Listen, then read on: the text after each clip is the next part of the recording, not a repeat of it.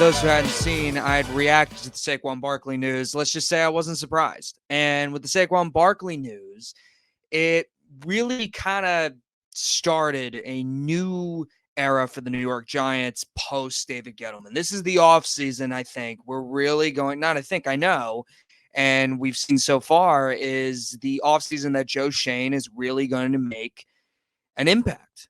You know, when he first got to the organization, it was clearly his idea was similar to what David Stearns is doing now with the Mets and see what he can get out of the talent that was already there. Let's see what Daniel Jones has. Let's see what Saquon Barkley has with a few fringe additions, new head coach, all that, new mindset, all that. I mean, you got a really good season out of the New York Giants. And he said last offseason, okay, let's try to build off that more. Let's try to get Daniel Jones a better target.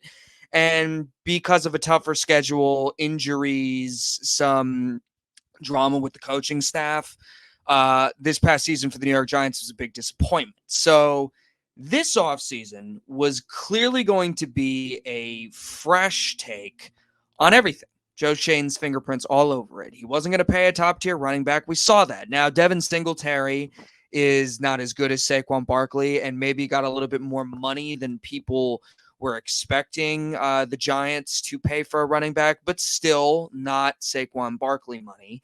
Devin Singletary, I believe, a 3-year, around $19 million contract, as well as the trade for Brian Burns and the Carolina Panthers, which basically was the return package for Leonard Williams at the trade deadline last year. I thought an excellent move, and bolstering that offensive line as well. It just seems like the New York Giants are going in a direction where they're going to draft a quarterback because it looks like Daniel Jones is not the option for the future. I think that's pretty clear. Although I'm not ruling out the fact of Jones playing next year for the New York Giants. I actually really expect him to. Maybe even when I say I'm not ruling out the possibility of playing, I mean being the starter. I'm not ruling it out. Depends who they draft this year. If they draft a quarterback in other rounds or the first round. If they trade up, I would assume he would start him, but we will see. I mean, I don't know what's going to happen. All I know is that it just feels like the New York Giants are going to draft a quarterback with something to do with that number 6 overall pick that they have. And bolstering that offensive line, at worst case, if you're going to go with Jones, gives Daniel Jones absolutely zero excuses because last year the offensive line was banged up at the beginning of the year, plus the strength of schedule was really difficult. And, you know, you're going to make Daniel Jones' life a lot easier if he plays. And I still don't even think he's the future option, and you'll have to deal with that eventually. But as far as Saquon Barkley going to the Philadelphia Eagles, there was this big controversy about why are Giants fans upset with Saquon Barkley. I even got some pushback on it too. The reality is, I'm not blaming Saquon Barkley for taking the most money. If Philadelphia was offering him the most money and the Giants weren't going to give him that money, and for years he said he's going to be a loyal Giant, he wants to be loyal to the Giants and blah, blah, blah. The Giants offered him a contract last year. He declined it.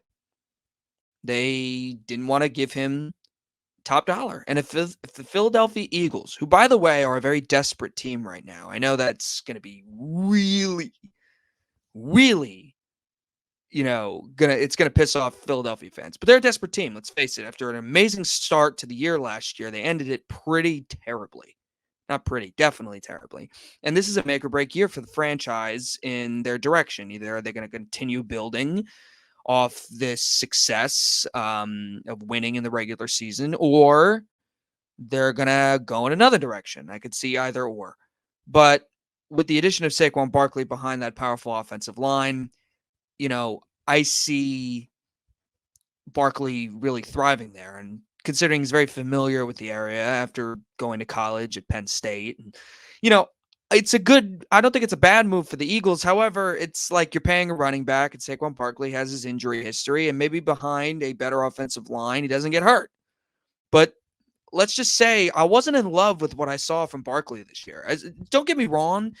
A big reason why the Giants won games, in the very few that they did, but big reason why the Giants won games was because of Saquon Barkley. But Saquon Barkley had a lot of weird errors this year, a lot of weird mistakes. The first game of the year, ball simply going right through his hands and to the other team. Weird fumbles that almost costed the game, almost cost that game versus Green Bay on Monday Night Football that Tommy DeVito came back and won for them. Just stuff like that. And, you know, I'm not going to lose sleep over losing somebody that, yeah, helped us. Let's face it, definitely made us watchable or at times, or definitely made us win maybe 5-6 games. One playoff year was hugely responsible for that. But the New York Giants didn't win consistently with Saquon Barkley on the roster. So if you're planning to spend that money in other areas that maybe are more important for the team, you don't want to pay a running back, I'm not losing sleep over it. I'm just not.